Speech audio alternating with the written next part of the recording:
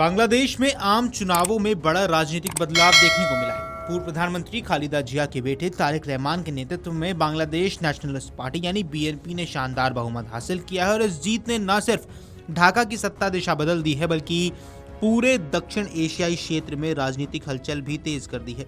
चुनाव परिणाम सामने आते ही भारत के प्रधानमंत्री नरेंद्र मोदी ने तारिक रहमान को बधाई संदेश भेजा और भविष्य के द्विपक्षीय संबंधों को लेकर महत्वपूर्ण संकेत दिए हैं।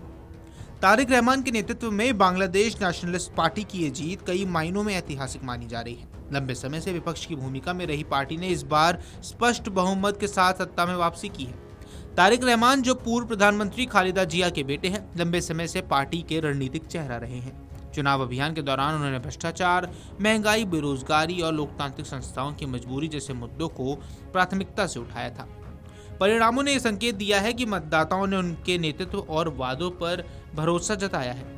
चुनावी नतीजों के बाद भारत के प्रधानमंत्री नरेंद्र मोदी ने तारिक रहमान को औपचारिक बधाई दी। अपने संदेश में पीएम मोदी ने कहा कि ये जीत बांग्लादेश की जनता के तारिक रहमान के नेतृत्व पर विश्वास को दर्शाता है। प्रधानमंत्री मोदी ने यह भी दोहराया कि भारत एक लोकतांत्रिक, प्रगतिशील और समावेशी बांग्लादेश के समर्थन में हमेशा खड़ा रहेगा। ये बयान सिर्फ औपचारिक शुभकामनाएं नहीं बल्कि कूटनीतिक दृष्टि से महत्वपूर्ण संकेत माने जा रहे हैं। आपको बता दें, भारत और बांग्लादेश के संबंध पिछले कुछ वर्षों में कई क्षेत्रों में मजबूत हुए, चाहे वह व्यापार हो, कनेक्टिविटी, ऊर्जा सहयोग या सुरक्षा साझेदारी। पीएम मोदी ने अपने संदेश में कहा कि वे तारिक रहमान के साथ मिलकर दोनों देशों के बहुआयामी संबंधों को और मजबूत करने के लिए उत्सुक है। इस बयान का अर्थ ये निकाला जा रहा है कि नई सरकार के साथ भी भारत रणनीतिक साझेदारी को आगे बढ़ाना चाहता है। भारत और बांग्लादेश के बीच संबंध केवल पड़ोसी देशों का रिश्ता नहीं बल्कि ऐतिहासिक, सांस्कृतिक और आर्थिक साझेदारी का प्रतीक है। ऐसे में सत्ता परिवर्तन के बावजूद संबंधों की निरंतरता बनाए रखना दोनों देशों के लिए महत्वपूर्ण है।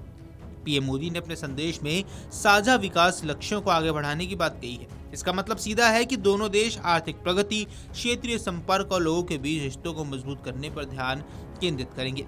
बांग्लादेश दक्षिण एशिया में तेजी से उभरती अर्थव्यवस्था रहा है, वहीं भारत क्षेत्रीय सहयोग को प्राथमिकता देता रहा है।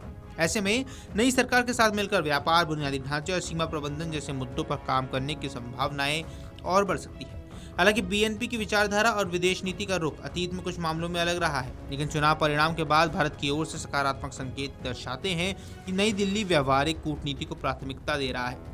विशेषज्ञों का मानना है कि भारत चाहेगा कि बांग्लादेश में स्थिर और सहयोगी सरकार रहे, जिससे सीमा सुरक्षा, आतंकवाद विरोधी प्रयास और क्षेत्रीय संतुलन बनाए रखा जा सके।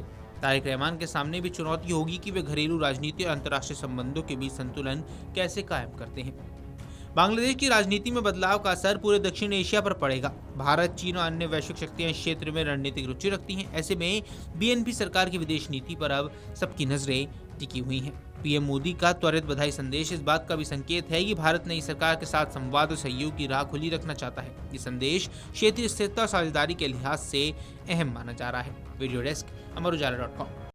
अगर आप ये वीडियो YouTube पर देख रहे हैं तो हमारे चैनल को सब्सक्राइब कर बेल आइकन दबाएं और Facebook पर देख रहे हैं तो हमारे पेज को लाइक करें।